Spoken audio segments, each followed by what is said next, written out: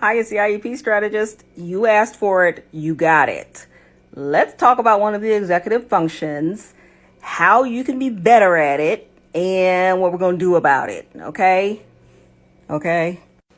Okay. Now, if you are a parent of a child with ADHD, I need you to listen up because you have control, hopefully, somewhat over that child and how to help him or her that has ADHD, also ASD, autism.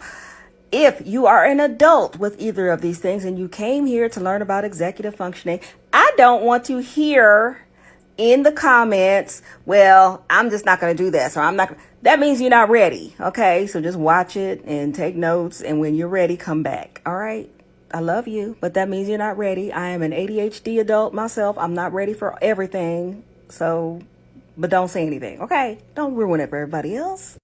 Metacognition. No, technically, it's not one of the executive functions. So I lied, but it's a part of it, and I like it because the definition of metacognition, for those of us who don't want to read anything technical, is how you think about thinking. That doesn't really make sense, but that's exactly what it is. So if you're getting ready to start a task, say you're going to cook a meal, think about how you're going to do it. How do you think? That's metacognition. If you have problems with ADHD and executive functioning, some parts of that are not going to be thought all the way through.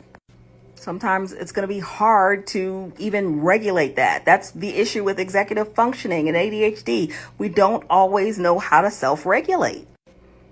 All those wonderful non-ADHD people know how to do this. They plan, they figure out how they're going to do the meal, they monitor the process. Everything's perfect. That's not us, okay? Are you still with me because you have ADHD? In fact, knowing that you have ADHD is probably one of the first steps in metacognition, because metacognition is all about knowing what the problem is and why things are going wrong. Your issue is you just don't always think about it when you do it again the next time. So let's go back to fixing a meal.